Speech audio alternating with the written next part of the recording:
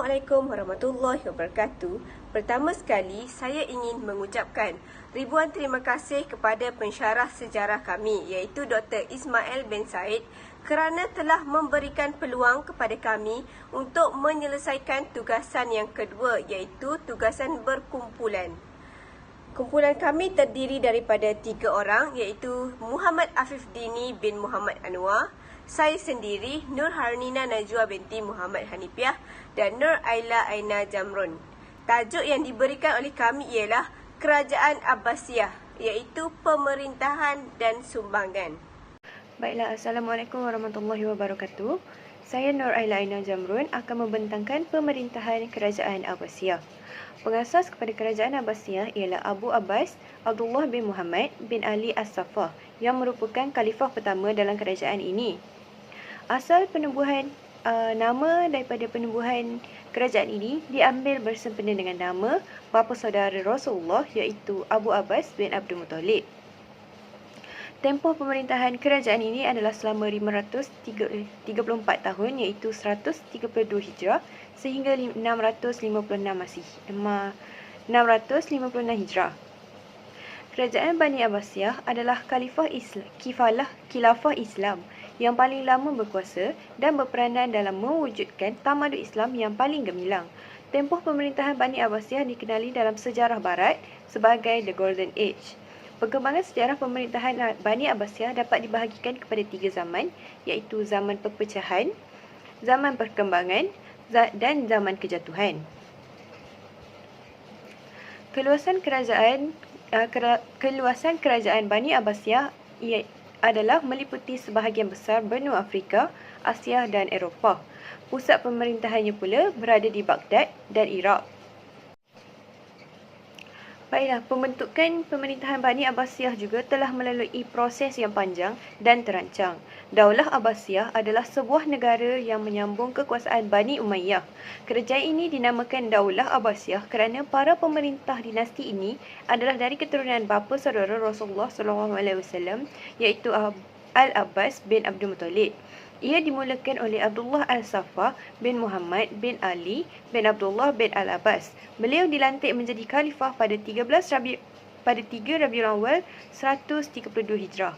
Kekuasaan zaman Bani Abbasiyah berlangsung dari tahun 750 hingga 1258 Masihi. Seterusnya adalah pemerintah pada zaman Bani Abbasiyah.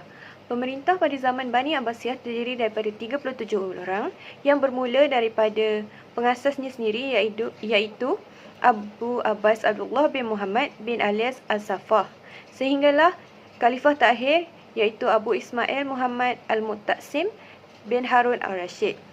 Selain itu, terdapat juga 2 khalifah yang terkenal, iaitu Harun Al-Rashid bin Muhammad Al-Mahdi bin Mansur Al-Abbasi dan Abu Ja'far Abdullah Muhammad bin Al-Mansur.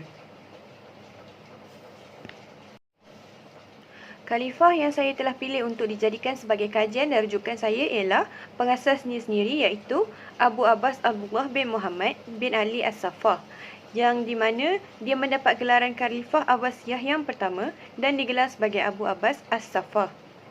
Masa pemerintahan beliau ialah menjadi khalifah selama 4 tahun 9 bulan, bermula daripada tahun 132 Hijrah hingga tahun 136 Hijrah, bersamaan dengan 750 Masihi sehingga 745 Masihi. Beliau mempunyai sifat peribadi yang terpuji, iaitu seorang yang sangat kuat daya ingatannya, gagah dan berani, pemurah serta seorang yang dermawan.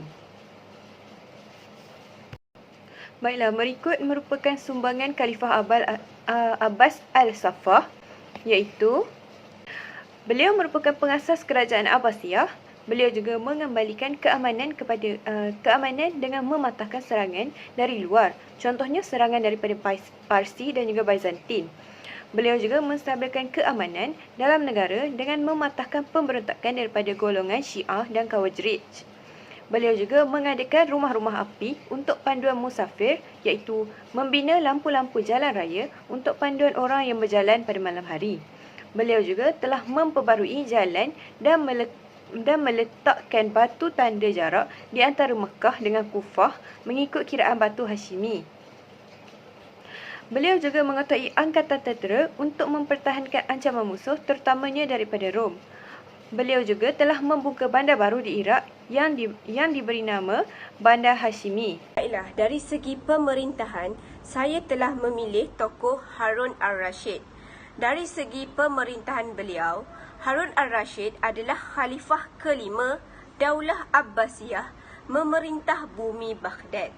Beliau telah dilahirkan pada 17 Mac 763 Masihi di Rey. Tempoh pemerintahannya ialah 14 September 786 Masihi sehingga 24 Mac 809 Masihi bersamaan dengan 15 Rabiul Awal 3 Jamadil Akhir 193 Hijrah. Penggantinya ialah anaknya sendiri iaitu Muhammad bin Harun al-Rashid. Berikut merupakan sebersedikit pengenalan tentang tokoh kerajaan Abbasiyah. Baiklah, kita kembali kepada pemerintahan Harun al-Rashid. Pemerintahan Bani Abbasiyah mencapai puncak kejayaan pada masa pemerintahan Harun al-Rashid. Harun al-Rashid telah melantik wazir yang bijak daripada keluarga Barmaki dalam pemerintahan beliau. Salah seorang daripada keluarga Barmaki iaitu Yahya bin Khalid dilantik sebagai menterinya. Namun, prestasi mereka yang cemerlang telah menimbulkan perasaan dengki pegawai-pegawai yang lain, iaitu telah memfitnah keluarga Barmaki ini mengikut golongan Syiah. Ekoran daripada itu, fitnah dilemparkan kepada keluarga Barmaki dan Harun al-Rashid telah menggubal keluarga Barmaki ini oleh kerana sifat dengki yang terdapat dalam diri pegawai-pegawai lain. Selain daripada itu, Khalifah Harun al-Rashid juga banyak melakukan hubungan diplomatik. Sebagai contohnya, beliau banyak menjalankan hubungan diplomatik dengan kuasa-kuasa besar seperti kerajaan Perancis di Eropah dan kerajaan Umayyah di Andalus. Beliau juga sering bertukar-tukar bingkisan dengan kerajaan Perancis kerana mereka mempunyai hubungan yang sangat baik. Dan kerajaan Perancis juga pernah membantu kerajaan di bawah pimpinan Harun al-Rashid untuk menentang kerajaan Byzantine. Bismillahirrahmanirrahim. Assalamualaikum warahmatullahi wabarakatuh. Saya Muhammad Hafiz Dini bin Muhammad Anwar akan membentangkan khalifah yang terkenal dalam pemerintahan Islam yang kedua iaitu Khalifah Abu Ja'far al-Mansur, dan seterusnya saya akan membentangkan sumbangan kerajaan Abbasiyah dari aspek politik dan juga ketenteraan. Baiklah, kita akan mulakan dari khalifah yang kedua iaitu Khalifah Abu Ja'far al-Mansur. Nama sebenar beliau adalah Abdullah bin Muhammad bin Ali yang telah memerintah selama 22 tahun dari 136 Hijrah sehinggalah 158 Hijrah. Beliau merupakan khalifah yang terkenal dalam pemerintahan Islam. Beliau telah mengambil tanggungjawab selepas khalifah yang pertama iaitu Abu Abbas al-Saffah yang telah wafat. Beliau merupakan saudara kepada Abu Abbas al-Saffah yang digelar penumpah darah. Baiklah, sumbangan beliau iaitu yang pertama, beliau telah pindahkan pusat pemerintahan dari Kufah ke Baghdad untuk meningkatkan ekonomi dan juga dapat memantapkan lagi politik kerajaan tersebut. Selain itu, menaikkan dan memperkenalkan taraf sistem cukai. Yang ketiga, membina sistem pengairan dan saliran. Yang seterusnya, membina Masjid Al-Syarikhiyah sebagai pusat aktiviti dakwah. Yang seterusnya, membina hospital untuk kesihatan di Baghdad. Dan yang terakhir sekali, memperkukuhkan keluasan terhadap wilayah-wilayah di Bizanti, iaitu sebelum Khalifah iaitu Turki Uthmaniyah. Baiklah, seterusnya ialah kita sedia maklum bahawa kerajaan Abbasiyah merupakan kerajaan Islam yang paling gilang gemilang dan juga maju daripada segi ekonomi, pentadbiran, sosial dan juga pendidikan. Namun begitu, terdapat beberapa faktor yang telah menyebabkan kejatuhannya. Yang pertama ialah faktor kemerosotan kerajaan Abbasiyah, kelemahan pemerintahan kerajaan, di mana Khalifah telah menyerahkan kuasa kepada pegawai Turki yang menyebabkan perpecahan wilayah-wilayah dalam kekuasaan kerajaan, di mana politik dikuasai oleh Turki dan Parsi. Mereka mengambil peluang untuk membina kerajaan mereka sendiri. Seterusnya, berlaku perebutan kuasa di dalam pentadbiran yang telah membuka peluang kepada pegawai ataupun menteri Turki untuk menguatkan kedudukan. Seterusnya ialah kegawatan ekonomi, di mana negara tidak stabil sehingga mendorong pedagang ke tempat yang lebih selamat. Seterusnya, berlakunya perselisihan aliran fahaman keagamaan dan menyebabkan pemberontakan yang dibuat daripada golongan Khawarij dan Syiah. Seterusnya, terdapat ancaman daripada luar seperti serangan daripada Georgia dan Armenia. Di sebelah barat pula, kerajaan Abbasiyah menghadapi tentera salib. Serangan dari Mongol di bawah pimpinan Hulagu Khan pada tahun 656 Hijrah bersamaan dengan 1258 Masihi. Seterusnya saya pergi kepada sumbangan kerajaan Abbasiyah. Seperti mana yang kita tahu, terdapat 4 elemen di mana sumbangan kerajaan Abbasiyah pada masa tersebut. Di mana kita semua tahu pada zaman tersebut kerajaan Abbasiyah telah mencapai kecemerlangannya sendiri. Yang pertama dari segi politik, iaitu ia berkait dengan kegemilangan pada Khalifah kelima. Yang kedua, ketenteraan, iaitu strategi peperangan yang berkesan dan yang cemerlang dapat dibina pada masa itu, di mana pada zaman kerajaan Abbasiyah ianya terkenal dengan pasukan ketenteraan yang hebat. Yang ketiga ialah pendidikan, mempunyai pelbagai institusi pendidikan seperti Baitul Mal, sekolah-sekolah yang dibina daripada tokoh yang berbeza. Yang keempat ialah ekonomi, di mana perdagangan adalah sumber utama pada zaman itu yang berkaitan dengan perindustrian dan sebagainya. Sumbangan yang pertama ialah dari segi pendidikan.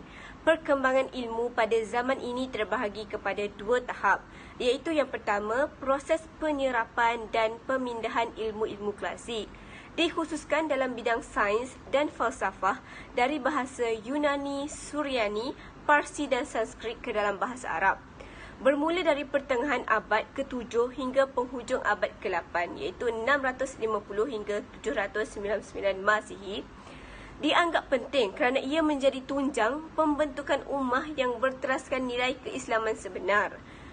Yang kedua, era kelahiran dan kebangkitan intelektual Muslim, menyaksikan kegiatan penterjemahan, penyaringan dan penghasilan karya-karya asli dilakukan secara sistematik.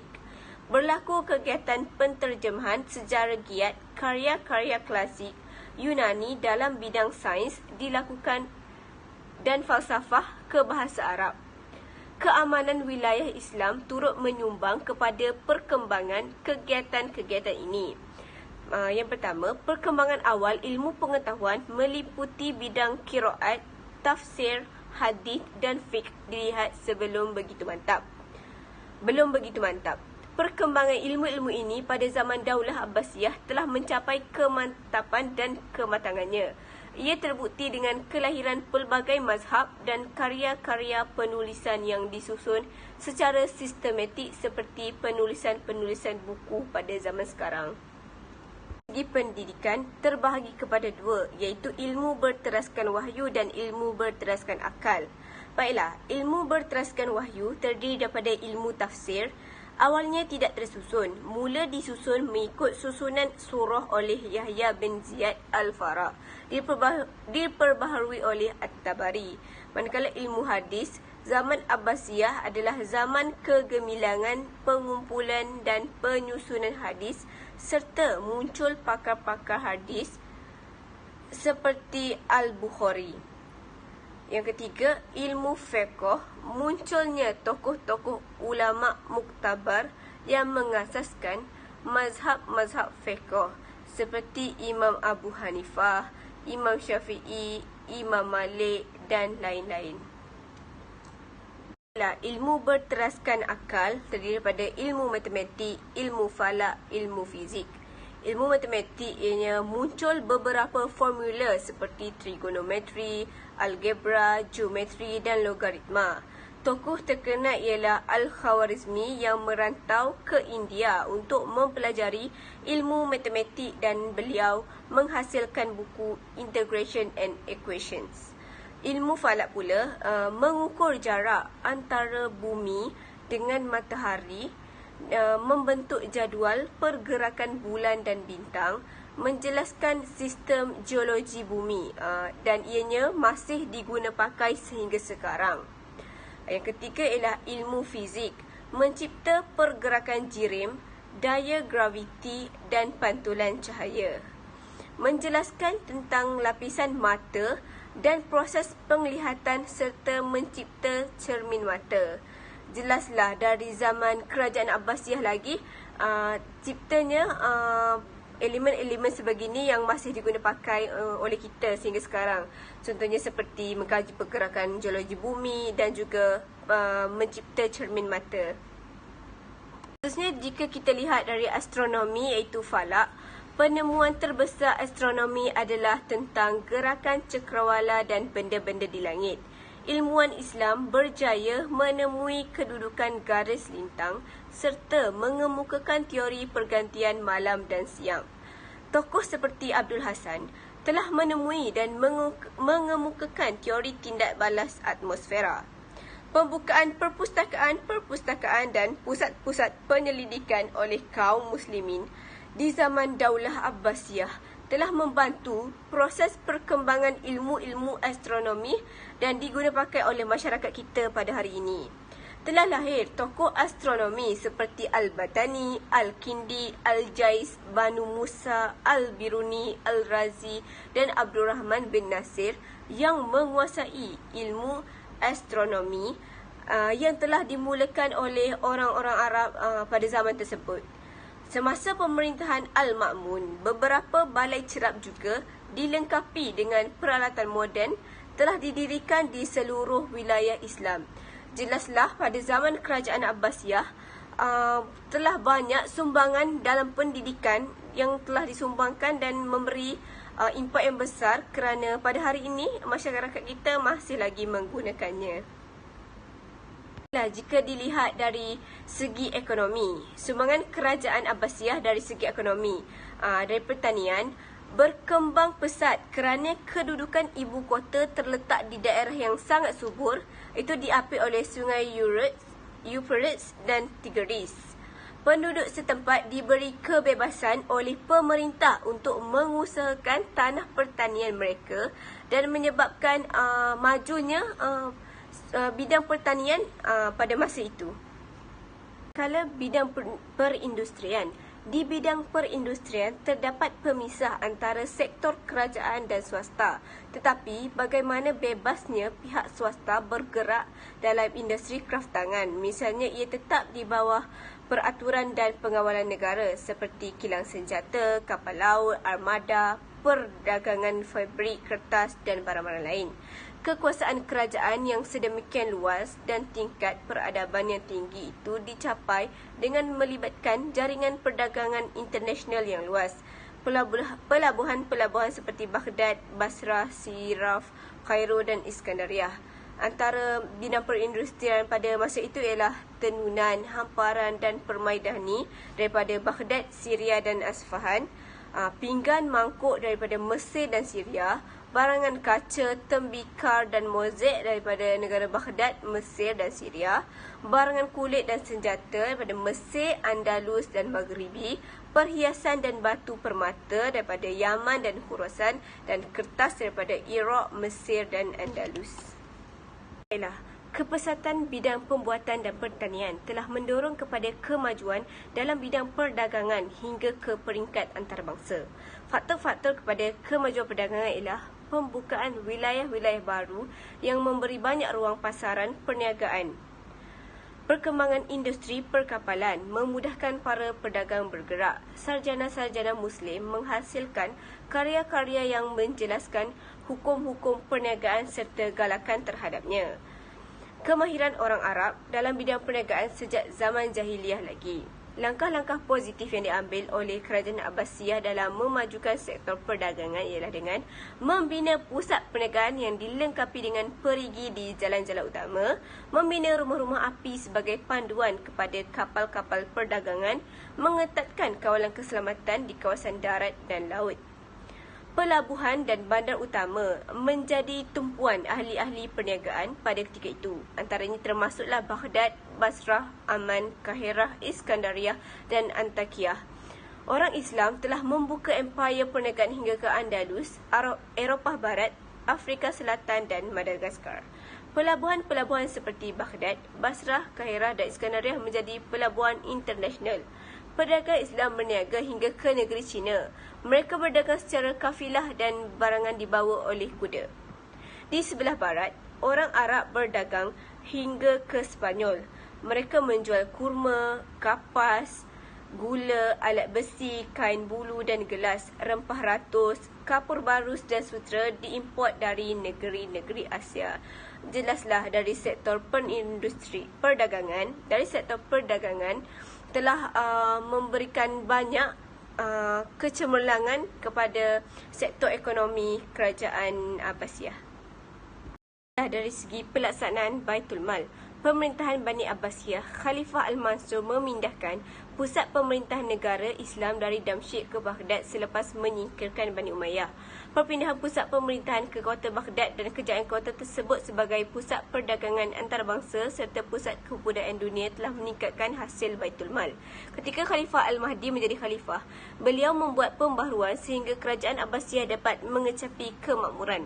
Khalifah Al-Mahdi memperkenalkan sistem muqasamah iaitu perkongsian ke atas hasil pertanian di Iraq. Peranan Baitul Mal. Baitul Mal ialah institusi keuangan negara yang terbesar, diketuai oleh Sahib Baitul Mal, pengurus perbendaharaan negara. Berfungsi menguruskan pendapatan dan perbelanjaan negara yang dilakukan oleh Dewan Al-Kharaj, Jabatan Hasil, dan Dewan Al-Nafaqah, Jabatan Keuangan. Akaun Baitul Mal dikawal oleh Dewan Al-Usul, iaitu Jabatan Dalam Negeri, dan Dewan Al-Azimah, Jabatan Audit Negara. Peranan Baitul Mal untuk mengurus sumber-sumber pendapatan negara pada kerajaan Bani Abbasiyah dan juga mengawal belanjawan negara. Okey. Terima kasih. Kita akan teruskan kepada sumbangan kerajaan Abbasiyah dari aspek politik dan juga ketenteraan. Bila sebelum itu, kerajaan Abbasiyah yang telah berkuasa dari tahun 750 Masihi sehingga 1258 Masihi merupakan kerajaan Islam yang paling terkenal dan paling terpengaruh dalam sejarah Islam. Mereka telah memberikan sumbangan yang besar dalam aspek politik, ketenteraan dan banyak perkembangan yang penting terjadinya pada zaman mereka. Dari aspek politik, kerajaan Abbasiyah memperkenalkan sistem pemerintahan yang sangat berkesan yang berpusat di Baghdad.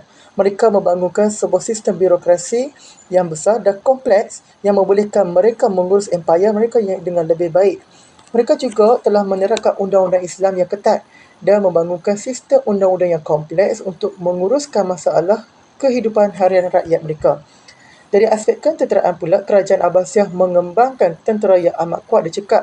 Mereka telah memperkenalkan angkatan tentera yang terdiri daripada tentera bayaran yang terlatih dengan baik dan membangunkan senjata dan strategi yang baru untuk melawan musuh mereka.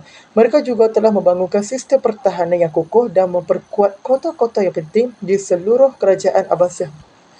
Oleh kerana sumbangan yang besar ini, kerajaan Abbasiyah telah menjadi salah satu kerajaan Islam yang paling berjaya dalam sejarah Islam dan banyak ciptaan dan penemuan penting yang terjadi semasa pemerintahan mereka.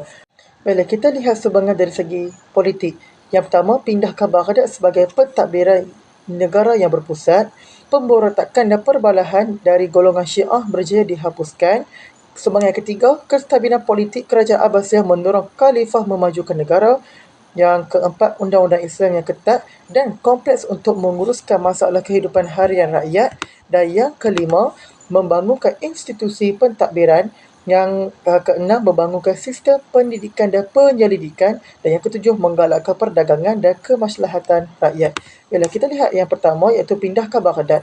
Iaitu kerajaan Abbasiyah telah memindahkan pusat pentadbiran mereka dari Kufah ke Baghdad pada abad ke-8 kerana beberapa sebab seperti lokasi yang strategik, kemudahan akses, kepentingan ekonomi dan kestabilan politik dan juga faktor kebudayaan. Ini merupakan kebijaksanaan daripada khalifah yang kedua, iaitu Abdullah bin Muhammad bin Ali, yang telah berpindahkan pentadbirannya daripada Kufah kepada Baghdad. Baiklah, yang seterusnya iaitu pemberontakan dan perbahalahan dari golongan Syiah berjaya dihapuskan. Kebijaksanaan khalifah kedua iaitu Khalifah Al-Mansur dalam membanteras pemberontakan dari golongan Syiah dengan memperkuatkan tentera polis untuk memastikan kestabilan dan keselamatan dalam Empayar Abbasiyah. Selain itu, beliau memperluaskan kuasa dan pengaruhnya melalui serangan tentera ke wilayah-wilayah yang terjadinya pemberontakan dan menguasakan undang-undang agama yang lebih ketat dalam mengurangkan pengaruh Syiah. Selain itu juga, Khalifah kedua itu juga telah mewujudkan lembaga perundangan dan kehakiman yang berfungsi untuk menyelesaikan konflik dan membawa keadilan kepada rakyat. Beliau memastikan bahawa undang-undang ditegakkan dan memberi sokongan kepada sistem kehakiman yang bebas dan tidak memihak. Baiklah, kita lihat yang seterusnya, iaitu yang seterusnya iaitu kestabilan politik kerajaan Abbasiyah mendorong khalifah memajukan negara. Kerajaan Abbasiyah memperkenalkan sistem pemerintahan yang berpusatkan pada khalifah sebagai pemimpin politik dan agama dalam kerajaan Islam. Khalifah dipilih berdasarkan kriteria tertentu dan dianggap sebagai wali Allah di muka bumi. Sistem ini membolehkan kerajaan Abbasiyah mengambil keputusan yang pantas dan efektif dalam mentadbir empayar mereka. Baiklah, selain itu juga, mereka telah menguasakan undang-undang Islam yang lebih ketat dan kompleks untuk menguruskan masalah kehidupan harian rakyat. Kerajaan Abbasiyah membangunkan undang-undang Islam yang kompleks untuk mengatur kehidupan rakyat mereka. Undang-undang ini terdiri daripada hukum-hukum yang berkaitan dengan bidang agama, keluarga, perniagaan dan keadilan dan dipanggil sebagai syariat. Salah satu undang-undang yang paling penting dalam Islam adalah Undang-Undang Hukuman atau Hudud, di mana undang-undang ini memperincikan hukuman yang sepatutnya bagi pelaku-pelaku jenayah seperti pencuri, perompak, pengkhianat dan penzina. Hukuman-hukuman ini termasuk potong tangan, cambuk dan hukuman mati. Kerajaan Abbasiyah juga membangunkan undang-undang yang berkaitan dengan perniagaan seperti Undang-Undang Perdagangan dan Undang-Undang Jual Beli. Undang-undang ini mengatur bagaimana perniagaan hendak dijalankan dan berperanan penting dalam memudahkan perdagangan dalam kerajaan tersebut. Selain itu juga, kerajaan Abbasiyah juga membangunkan undang-undang untuk mengatur keadilan dan hukuman dalam kerajaan tersebut. Mereka membangunkan sistem kehakiman yang adil dan menggalakkan penggunaan saksi-saksi dalam membuktikan kesalahan seseorang. Ini memberi kesamaan dalam sistem keadilan dan mencegah penyalahgunaan kuasa oleh pihak berkuasa. Bila kita lihat yang seterusnya, iaitu membangunkan institusi pentadbiran. Iaitu terdapat banyak institusi pada zaman Abbasiyah daripada khalifah yang merupakan ketua negara sehinggalah pejuang, iaitu tentera yang melindungi negara dari ancaman musuh. Institusi-institusi ini merupakan asas pentadbiran kerajaan Abbasiyah. Walau bagaimanapun, ia berubah dan berkembang dari semasa ke semasa bergantung kepada keperluan dan cabaran yang dihadapi oleh kerajaan. Mereka membangunkan institusi pentadbiran yang besar dan kompleks dan membolehkan mereka menguruskan pentadbiran mereka dengan lebih baik. Jadi kita dapat lihat iaitu di mana yang pertama sekali adalah khalifah sebagai ketua negara tersebut yang menjadi simbol kepada kesatuan umat Islam. Yang kedua adalah Dewan Pembesar, diikuti dengan wilayah yang seperti diangkat sebagai gubernur. Yang seterusnya ialah pejabat. Yang kelima adalah khadi, iaitu hakim yang bertanggungjawab untuk menyelesaikan perselisihan antara pihak-pihak berkonflik. Yang keenam adalah polis dan terakhir adalah pejuang. Baiklah, sebagai politik yang seterusnya iaitu membangunkan sistem pendidikan dan penyelidikan. Kerajaan Abbasiyah membangunkan sistem pendidikan dan penyelidikan yang cemerlang. Mereka membina universiti dan pusat-pusat penyelidikan untuk menggalakkan perkembangan intelektual dalam kerajaan mereka. Mereka juga telah memperkenalkan ilmu-ilmu baru seperti matematik, astronomi, sains dan falsafah. Yang terakhir untuk politik adalah menggalakkan perdagangan dan kemaslahatan rakyat. Kerajaan Abbasiyah mempromosikan perdagangan dan ekonomi yang kukuh dalam empayar mereka. Mereka membina infrastruktur perdagangan yang kukuh dan menggalakkan perdagangan antara negara-negara Islam. Mereka juga telah memperkenalkan dasar-dasar sosial yang bertujuan untuk meningkatkan kesejahteraan rakyat dan menjaga keseimbangan dalam masyarakat. Jadi tidak heranlah mengapa kegemilangan pada zaman tersebut merupakan puncanya adalah ekonomi perdagangan dari semasa ke semasa. Kerajaan Abbasiyah memberikan sumbangan yang besar dalam bidang ketenteraan dan membangunkan tentera yang amat kuat dan cekap. Berikut merupakan sumbangan-sumbangan yang dibuat oleh Kerajaan Abbasiyah dari aspek ketenteraan. Yang pertama, membangunkan sistem ketenteraan profesional. Yang kedua, inovasi peralatan perang yang canggih dan strategi yang mantap. Yang ketiga, membangunkan sistem pertahanan yang kukuh. Dan yang terakhir, kebajikan dan penyelidikan dalam bidang ketenteraan. Yang pertama, iaitu membangunkan sistem ketenteraan profesional. Kerajaan Abbasiyah membangunkan sebuah tentera yang terdiri daripada tentera bayaran yang terlatih dengan baik. Mereka juga telah memperkenalkan sistem pangkat dan gaji untuk tentera mereka. Ini memastikan bahawa mereka mempunyai tentera yang terlatih, berkualiti dan komited untuk mempertahankan kerajaan Abbasiyah tersebut. Selain itu juga, terdapat juga inovasi peralatan perang yang canggih dan strategi yang mantap. Baiklah, kerajaan Abbasiyah juga telah memperkenalkan beberapa senjata baru seperti busur komposit dan zirah bajah. Selain itu juga, mereka telah membangunkan strategi baru seperti menggunakan Al-Qaradis, iaitu pasukan 5 tumbukan dan perisai manusia untuk memerangi pertempuran. Baiklah, menurut daripada Syahirah Arif iaitu 2018, ketumbukan semasa peperangan masih diterapkan sepanjang tempoh pemerintahan kerajaan Abbasiyah ini. Mereka terdiri daripada sayap pasukan iaitu kiri, kanan, tengah dan belakang yang terdiri daripada 300 hingga 600 orang. Itu merupakan kedudukan dalam strategi Al-Qaradis dalam semasa perang dalam kerajaan Abbasiyah. Berikut merupakan alatan-alatan perang iaitu manjanik, dabbabah dan juga barut. Ialah kita lihat sumbangan yang ketiga iaitu membangunkan sistem pertahanan yang kukuh. Ialah kerajaan Abbasiyah memperkuatkan kota-kota mereka dan membangunkan sistem pertahanan yang kukuh untuk melindungi kerajaan mereka daripada serangan musuh. Mereka juga telah memperkenalkan teknologi baru seperti tembok dan parit yang bertujuan untuk menghalang musuh dari menyerang negeri tersebut. Yang terakhir iaitu menggalakkan penyelidikan dan pembangunan. Kerajaan Abbasiyah menggalakkan penyelidikan dan pembangunan dalam bidang ketenteraan.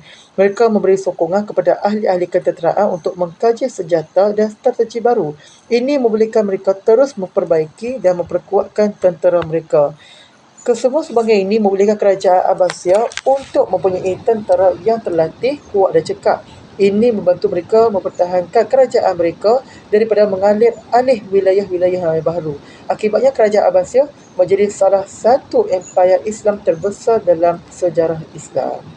Dan ini merupakan kebijaksanaan juga daripada Khalifah yang kedua akibat keprihatinan beliau menjaga kebajikan tentera dengan memberikan gaji sebagai keutamaan mereka. Dan itu sahaja daripada saya. Sekian, terima kasih. Seterusnya kita pergi kepada sumbangan kerajaan Abbasiyah daripada segi agama. Sumbangan yang dapat diberikan daripada segi agama adalah disebabkan oleh galakan khalifah sendiri, iaitu khalifah memberi peruntukan khas untuk ulama yang menjalankan aktiviti dakwah. Seterusnya, rakyat kerajaan Abbasiyah juga mempunyai semangat jihad yang tinggi dan terdapat juga institusi pendidikan yang dibina untuk menjadi pusat pengajian ilmu dan penyebaran dakwah. Seterusnya, sumbangan lain daripada segi agama ialah kerajaan Abbasiyah sendiri memainkan peranan yang penting dalam sejarah agama Islam, di mana mereka mempromosikan pendidikan dan penyebaran ilmu agama Islam melalui pembukaan universiti dan juga madrasah, serta memberikan sokongan keuangan kepada para ulama dan cendekiawan negara. Semasa pemerintahan Khalifah Harun al-Rashid, kerajaan Abbasiyah mengambil langkah untuk memperkukuhkan institusi Islam, dan pada pemerintahannya juga, beliau sendiri telah mendirikan banyak universiti dan madrasah yang menawarkan pelajaran dalam ilmu agama Islam. Selain itu, Harun al-Rashid juga telah memberikan sokongan keuangan kepada para ulama dan cendekiawan Islam yang terkenal seperti Imam Malik bin Anas, Imam Abu Hanifah, Imam al-Syafi'i dan Imam Ahmad bin Hanbal. Khalifah-khalifah kerajaan Abbasiyah seterusnya juga memperluaskan pengetahuan Islam melalui penyebaran hadis, kumpulan-kumpulan hukum Islam dan tafsir Al-Quran. Mereka juga mendorong para cendekiawan agama untuk melakukan penelitian dalam teologi dan filosofi Islam dan membangunkan perpustakaan yang besar untuk penelitian. Selain itu juga, Kerajaan Abbasiyah memainkan peranan penting dalam memperkembangkan seni dan arkitektur Islam, di mana mereka telah membina banyak bangunan yang menakjubkan, termasuklah Masjid Agung di Baghdad, Masjid Umayyad di Damaskus dan Masjid Al-Aqsa di Jerusalem. Seterusnya, Kerajaan Abbasiyah juga memainkan peranan penting dalam menyebarkan agama Islam ke seluruh dunia. Mereka telah melakukan perluasan wilayah dan menakluk banyak wilayah baru termasuk Mesir, Maghribi dan Parsi, dan di bawah pemerintahan mereka juga, perdagangan dan hubungan diplomatik antara dunia Islam dan Barat juga dapat berkembang pesat, di mana penyebaran agama Islam berlaku dengan sangat pesat dan cepat. Baiklah, seterusnya kita pergi pula kepada sumbangan Kerajaan Abbasiyah daripada segi sosial, di mana kita dapat lihat di sini, pemerintahan Khalifah pada zaman itu sangatlah adil, di mana layanan adil yang diberikan oleh Khalifah tersebut telah menghapuskan penghambaan dan penindasan. Seterusnya, rakyat juga bebas untuk beragama, di mana telah mewujudkan suasana yang harmoni dalam kalangan masyarakat. Seterusnya, jawatan pemerintah juga seperti Perdana Menteri dibuka pada orang bukan Islam, seperti orang Parsi yang diberi peluang memegang jawatan utama dalam pentadbiran negara, contohnya sebagai seorang Perdana Menteri. Bukan itu saja, di bidang sosial juga, Kerajaan Abbasiyah telah memberikan banyak sumbangan melalui pelbagai inisiatif program kerajaan. Antara sumbangan mereka adalah seperti membina masjid, madrasah, hospital kerajaan.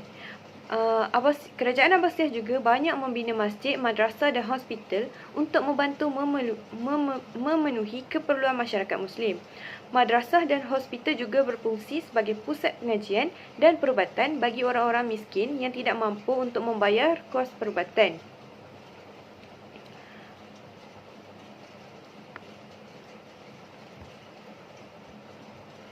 Seterusnya, sumbangan Kerajaan Abbasiyah daripada segi sosial juga ialah membangunkan sistem jaminan sosial, di mana Kerajaan Abbasiyah membentuk sistem jaminan sosial yang disebut sebagai Baitul Al-Mal untuk membantu mereka yang memerlukan bantuan.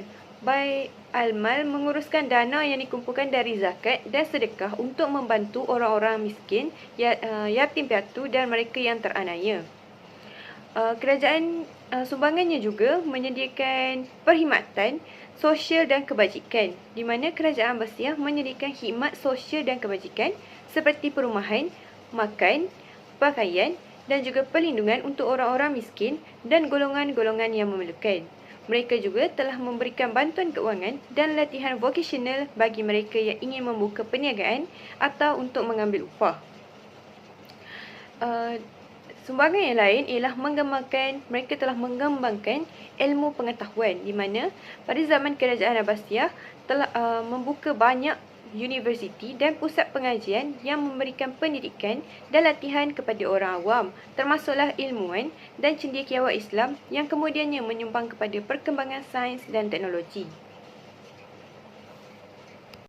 Seterusnya, bagi melengkapi kajian kami daripada segi pemerintahan dan juga sumbangan Kerajaan Abbasiyah, kami telah menjalankan satu temu bual dan juga satu video kolaborasi bersama dengan Puan Aslina binti Syaharuddin, iaitu seorang guru sejarah daripada SMK Said Muhammad Al-Bukhari, dan beliau juga merupakan ketua panitia bagi subjek sejarah.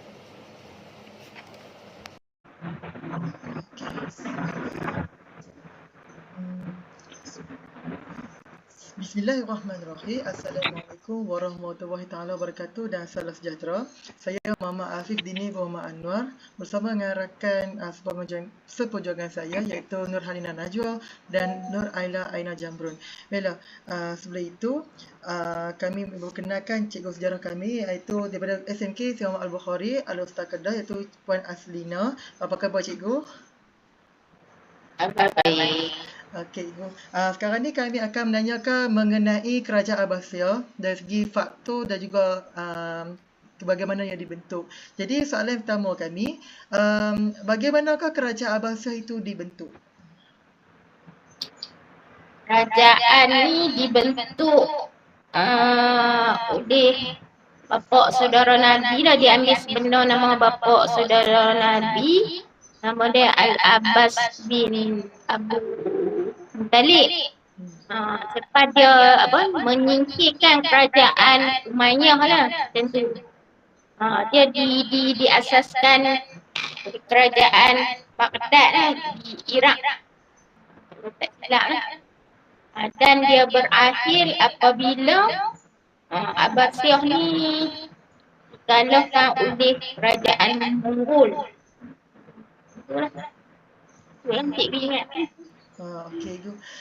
Lepas tu soalan kalau nombor 2 ni pula, apakah faktor yang membawa kepada Kerajaan Abbasiyah tu menjadi gilang gemilang? Kerajaan apa? Abbasiyah. Okey, Abbasiyah ni kalau kita tengok ni dia lebih cenderung pada pendidikan lah. Pendidikan terutamanya dalam macam pembukaan perpustakaan ni. Perkembangan ilmu lah kita panggil. Okay, sebab masa zaman ni kalau kita tengok banyak sarjana-sarjana terkenal seperti contoh lah. Ingat tu Ibn Sina, macam tu lah. Al-Farabi kan. Dan kita lihat zaman kegemilangan ilmu tu semasa zaman Khalifah Harun Ar-Rashid. Lepas tu anak dia kot. Dia Al-Ma'mun. Banyak tokoh ilmuwan yang muncul masa zaman tu. Kita tengok tokoh-tokoh Kristian ni pun banyak sedok ilmu-ilmu daripada tokoh Islam. Terutama dari Eropah lah kan. Contohnya kita tengok contoh Kristian Ptolemy kan. Ptolemy dia sedut tentang ilmu Islam berkaitan dengan astronomi. Itulah.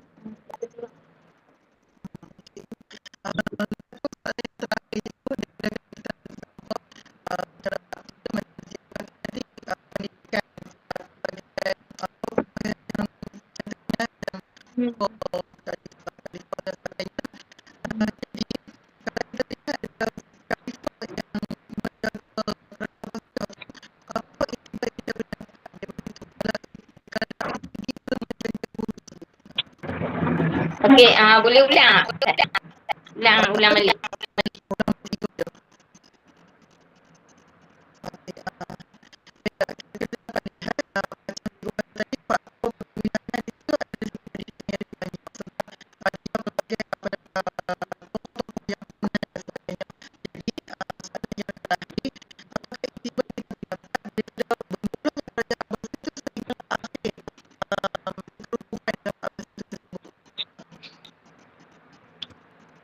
Kita tengok iktibar dia daripada kerajaan Bani Abbasiyah ni, dia terkenal dengan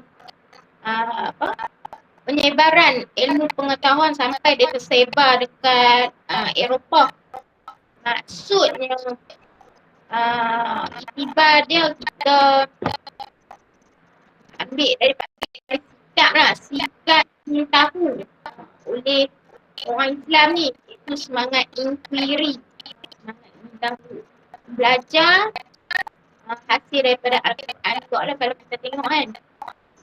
Bersungguh-sungguh belajar ilmu pengetahuan tanpa berputus asa. Dan kita lihat ilmu-ilmu ni pun kita masih gunakan sampai tahap pendidikan kita sampai hari ini lah. Contohnya kimia, ilmu matematik kan. Semuanya dicedok daripada ilmuwan Islam. walaupun kita tengok Eropah ni orang Kristian ni mengatakan ilmu-ilmu tu datang dari mereka.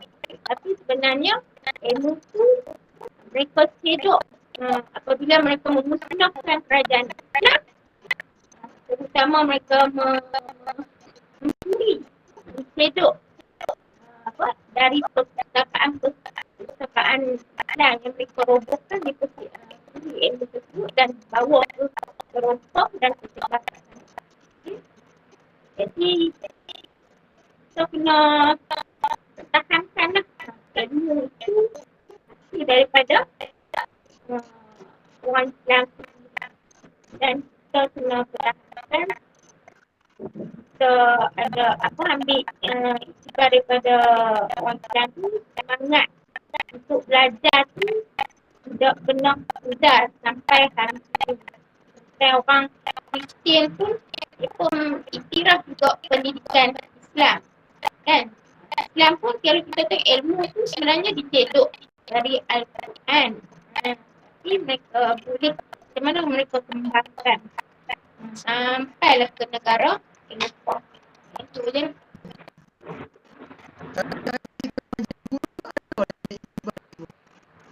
Menjadi guru. Kita lihat ramai guru-guru hasil daripada ilmuwan Islam. Kita tengok contohnya ilmu sains. Sains kan berkaitan dengan Islam walaupun kita tengok orang Eropah ni kan dia Islam dengan sains ni dia macam nak dia terima, betul tak? Sains ni apa yang kita nampak. Ada yang mereka sains datang daripada Islam juga kan. Jadi kita tengok hasilnya ramai guru-guru hari ini pun berhasil daripada ilmuwan Islam juga lah kan. Tak ada ilmuwan Islam ni tak ada lah cikgu sains ke, cikgu matematik ke kan. Untuk mengajar kita sampai hari ini. Kita tengok banyak pusat ilmuwan yang tumbuh macam cendawan kan sampai hari ini. Pakar-pakar ilmuwan pun tumbuh macam cendawan yang mengembangkan ilmu. Semenjak kita bendung kita merdeka ni sampailah kita ke hari ini. Kita lihat banyak kemajuan yang terhasil daripada perkembangan ilmu Islam.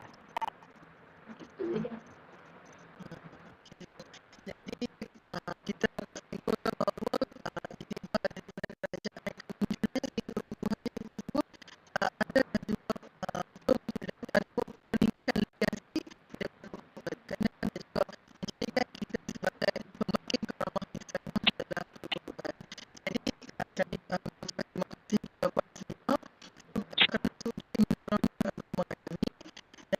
Terima kasih Puan Aslina.